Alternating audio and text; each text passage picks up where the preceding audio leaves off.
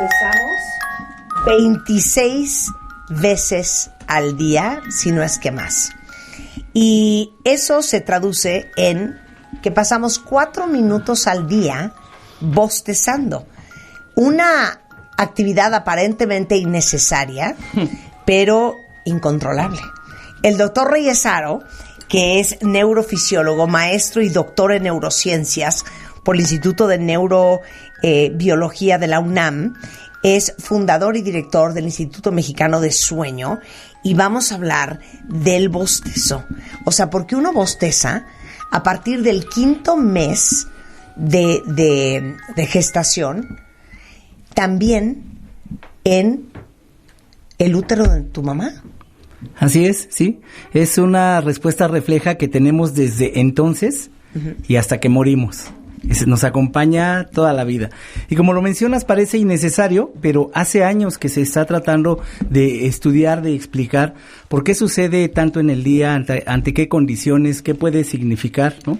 El abrir la boca intensamente, inhalar profundamente y luego exhalar rápidamente, acompañado de un estiramiento si estás solo o estás en confianza, y cerrar los ojos. Si no, hasta tratas de inhibirlo socialmente, cubriéndote, disfrazándolo, tratando de inhibirlo. Pero es una respuesta que requiere el organismo.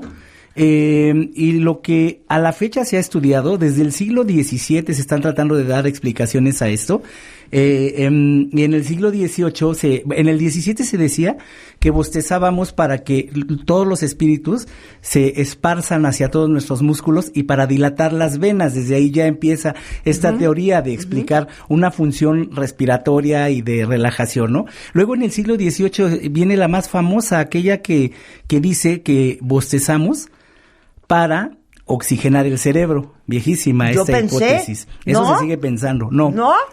Mira. Es uno de los grandes mitos. Hoy se sabe que es para oxigenar no solo al cerebro, sino a todo el cuerpo. La respuesta de los fisiólogos respiratorios, la hipótesis, hoy ha cobrado mucha importancia, y es para todo el cuerpo, no solo para oxigenar el cerebro, y ya explicaremos en qué condiciones y por qué, ¿no? Y luego también se dijo cuando estuvo en auge el psicoanálisis que bostezaban más las personas como un reflejo o un signo de histeria. Y ya después vinieron los estudios más serios, en donde, para demostrar lo que tú crees y mucha gente, o se creía hasta entonces, que nos oxigena el cerebro, en un estudio muy interesante pusieron a personas sanas con oxígeno suplementario que te lleva al 100% de oxígeno. Y pusieron a bostezar a otras personas, esta teoría de comunicación social, de imitación del bostezo, y aún en esas condiciones, teniendo el 100% de oxígeno en tu organismo, bostezas. Entonces echó abajo esta teoría de que bostezamos para oxigenar mejor el cerebro. Entonces, hoy esta explicación fisiológica respiratoria está buenísima. Ok, ahorita vamos ahí, pero nada más les quiero decir una cosa y quiero probar si esta teoría es cierta. Oír la palabra puede provocarte hacerlo. Vamos a ver, y ahorita me reportan qué pasó por Twitter. Bostezo. ¿Bostezar? Quiero bostezar. Nada más porque están oyéndome decir la palabra bostezo. Los bostezos duran más o menos 6 segundos, y ahí les va. El 55% de la gente que ve bostezar a alguien, bostezará en los siguientes 5 minutos. Y bostezan los peces, las serpientes, las tortugas, los cocodrilos, los pájaros. ¿Saben cuál es el único animal vertebrado que no bosteza? ¿Cuál? ¿La jirafa? ¡La jirafa! Oye, ¿por qué no bosteza la jirafa? Por la densidad de su masa cerebral comparada con su organismo enorme. Entonces tiene que ver con esto. Tienen menos densidad de las poblaciones neuronales que determinan el bostezo. Hoy se han hecho estudios a partir de la fisiología animal. Hay un grupo en la Universidad de Puebla, en la Benemérita, que lleva 30 años estudiando el bostezo. la filogenia del bostezo. La filogenia de cualquier respuesta se refiere al estudio en diferentes especies. Sí, sí. Y son quienes han determinado mucho acerca de estos estudios, qué es lo que pasa. Y hoy sabemos qué estructuras del cerebro se están con más actividad cuando bostezamos, qué músculos faciales del cuello, de la laringe, de la faringe se activan, qué neurotransmisores están más activos a partir de estos estudios. Y entonces hay especies que tienen menos desarrolladas estas estructuras, que tienen que ver también con la regulación de las emociones, ¿no? Entonces, por eso se sabe ahora quiénes y quiénes no, qué especies. Pero qué rico bostezar. Entonces, rico. ¿Qué es el bostezo, doctor Reyesaro? Pues es una respuesta refleja, como es el estornudo, ¿sí? Que se presenta ante diversas situaciones. La principal, pues, es el cansancio, la somnolencia. Mientras menos duermas, o si tienes un trastorno de sueño tipo ronquido y apnea de sueño, te va a dar somnolencia y estarás bostezando más a lo largo del día. Por eso, pero usted que es neurofisiólogo, doctor, ¿cuál es la explicación o el viaje fisiológico que sucede en el cerebro que produce un bostezo? ¿Qué se activa? O sea, estás aburrido. El cerebro no sabe que estás aburrido. O sea, ¿ya me entendiste? ¿Qué pasa? Sí, en una situación de aburrimiento, de estrés, de somnolencia, empiezan a relajarse los músculos de todo el cuerpo. Uh-huh. Entonces el bostezo lo que hace es abrir la boca, distendir todos los músculos que están en la orofaringe para que se duplique o se triplique el tamaño de la tráquea y jalemos más aire. Entonces te hace respirar mejor, te despierta, te baja el estrés. Entonces tiene esta función y también tiene una función de termorregulación. Bajo estrés, bajo cansancio, bajo somnolencia, nuestros músculos se tensan y nos aumenta la temperatura corporal. Uh-huh. Y también aumenta la temperatura cerebral.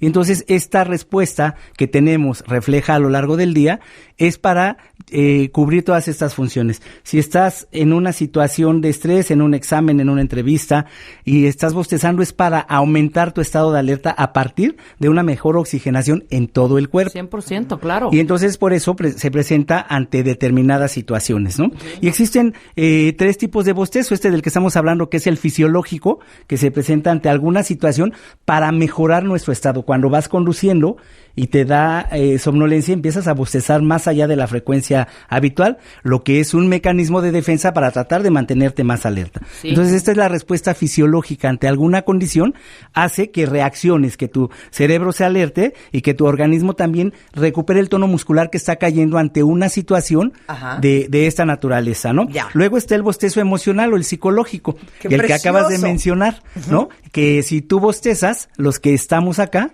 en un par de minutos estaremos bostezando todo. Pero esto es real. Eso es real. ¿Eso es real? ¿Eso es real? Uh-huh. Y esto tiene que ver con la activación justo de las áreas de nuestro cerebro que controlan el bostezo. Y hay un área que está ligada con las emociones, llamada sistema límbico. Cuando nacemos y en los primeros años del desarrollo, hay respuestas que aprendemos a partir de la imitación. Uh-huh. Entonces, si tu mamá le sonríes al bebé, el bebé empezará a sonreír. Y entonces esto se llama neuronas en espejo, un aprendizaje que tenemos así. Si hoy tú ves a alguien bailando un ritmo que te gusta, aún sentada como estás ahora, Rebe, empiezas a moverte, entonces este es el mecanismo de recompensa y de imitación que nos hace de manera inconsciente repetir un bostezo en un lugar cerrado. Uh-huh. Y el tercero, bueno, pues es esta situación que nos hace reaccionar ante el estrés, ¿no? El ejercicio, el estrés postraumático, uh-huh, una tensión importante en la vida, pues aumenta esta frecuencia de bostezos. Hasta ahí es normal y tiene una respuesta fisiológica. Ok. No, ya sé por dónde va. No voy a decir nada. No spoileres. Siga, doctor, no voy a spoilerear. Uh-huh. No, bueno, está bien. Decíamos que la hipótesis ahora más aceptada, más reciente, es la de la fisiología respiratoria, que justo en una situación de las mencionadas baja un poco nuestro tono muscular y con ello las vías respiratorias reducen su calibre. Exacto. De modo que el bostezo es una respuesta refleja para jalar más aire, y jalamos más aire por la boca que por la nariz cuando sentimos disnea o falta de aire o una respiración disminuida. Entonces este reflejo hace que inhalemos aire prolongadamente y con fuerza, y vienen normalmente un bostezo, ahora que acabas de bostezar, en series de 2 o 3 bostezos. Sí, no es uno solito, Así claro. es.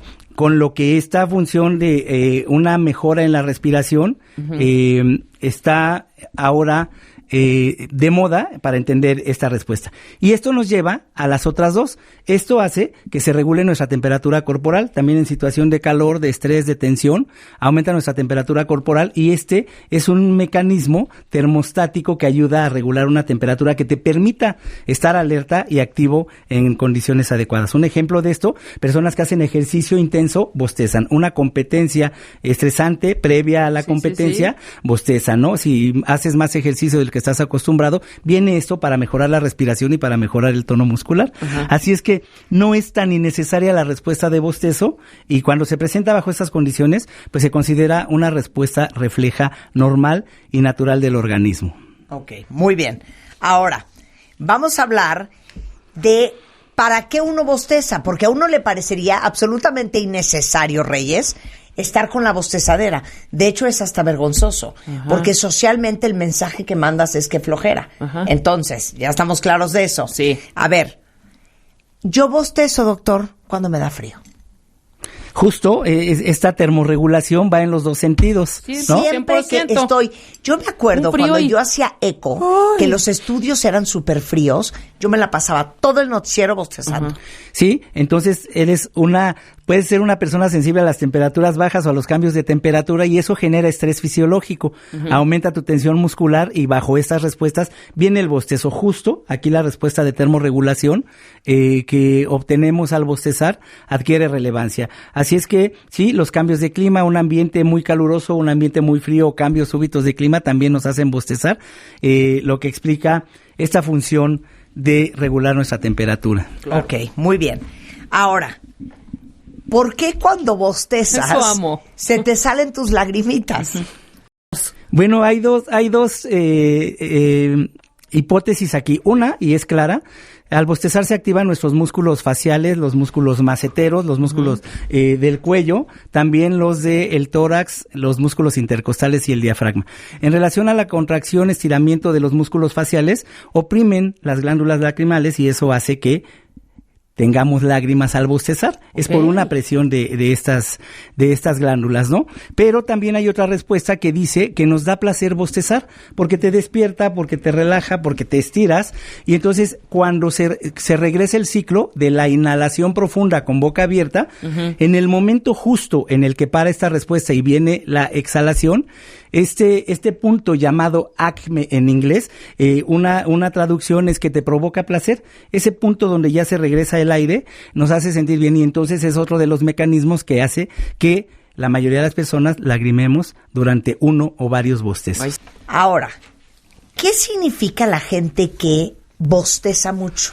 Bueno, si excedemos ese número, ese rango de Cuando bostezos, ya no es sano, pues. alrededor de 20 al día, si tú estás bostezando 10 veces por hora, 15, ahí ya no es este reflejo, sino puede ser un síntoma de alguna alteración. La principal es una alteración del sueño, dormir poco o tener hipersomnia, la contraparte de esto, hipersomnia o somnolencia excesiva diurna. Si ya dijimos que el bostezo se presenta como una respuesta refleja ante el tedio, ante la somnolencia, para tratar de mantenerte alerta más tiempo, entonces las personas con un problema de sueño consistente en tener sueño excesivo durante el día bostezan más, más de lo normal. Entonces este es un indicador que ya no es solo esa respuesta refleja, sino que hay un síntoma que debe ser atendido. Pero también puede estar presente con mayor frecuencia como pródromo, como indicador que viene un problema neurodegenerativo, algunas enfermedades como el Parkinson, alteraciones del movimiento, la esclerosis lateral múltiple y Oye, la amiotrófica. la disautonomía. La disautonomía. Yo estaba con el cardiólogo cuentavientes que me estaba diagnosticando la disautonomía. ¿Y tú bostece y bostece? Y yo bostece y me dice, mira, Ese ese es un bostezo signo. es típico de la disautonomía. Sí, ¿Por qué? sí, bueno, la disautonomía consiste en una alteración del sistema nervioso autónomo. Las las respuestas autónomas son aquellas que no controlamos voluntariamente, y aunque el bostezo puedes tratar de inhibirlo y puede tener una influencia de una conducta inhibitoria, normalmente es inevitable. Y entonces, esta, al ser una respuesta controlada por el sistema nervioso autónomo, se altera en las personas con una disautonomía. ¿Y por qué?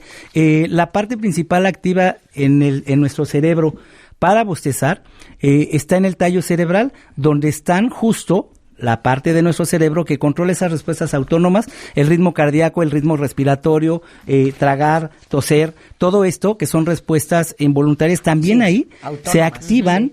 Se activan, son estas zonas las que tienen mayor control del bostezo. Y es por eso que las personas con disautonomía suelen bostezar más. Así es que también puede ser indicador de otra condición cuando estás bostezando en exceso sin tener sueño. O sea, ¿y cuánto es bostezar en exceso? Y yo, si bostezo en exceso, ¿me debo de preocupar? Bueno, si bostezas más de 15 veces por hora, y esta es una respuesta constante, sí hay que preocuparse, pero hay manifestaciones físicas, hay dolor facial, hay dolor en alrededor de la articulación temporomandibular, entonces ya hay problemas físicos asociados a un ronquido excesivo, que esa es la señal de alerta. Si no hay esto, bueno, pues es la situación, la expresión de esta disautonomía sin que esté generando un problema secundario. Claro. ¡Qué belleza! ¿Qué tal todo lo que aprendimos? Maravilloso. Oigan, el doctor Reyesaro es fundador y director de la clínica del Instituto Mexicano de Sueño en México. Y me encantaría aprovechar estos 3 minutitos que nos quedan para que les digas quién tiene que checarse el sueño y qué es todo lo que resuelven en el Instituto Mexicano de Sueño. Bueno, pues todas aquellas personas que tienen alguna dificultad para dormir, desde niños que presentan alguna alteración conocidas como parasomnias, tipo sonambulismo, terror nocturno, niños con enuresis nocturna, niños que se orinan con frecuencia al estar dormidos, adolescentes con el trastorno de fase retrasada de sueño, que se acuestan muy tarde, se levantan muy tarde por estar expuestos a entretenimiento excesivo con las nuevas tecnologías de información, personas adultas que tienen dificultad para dormir, que despiertan continuamente durante la noche, que están cansados durante el día, que se quejan de cualquier forma de insomnio, personas que llevan años tomando medicamentos para dormir y siguen durmiendo mal, aquellos que se quedan dormidos con facilidad durante el día, en situaciones de poca actividad, en la oficina, en la escuela, en el transporte, al conducir, son personas que requieren de atención de los trastornos de sueño, y personas adultas que hacen cosas raras al dormir,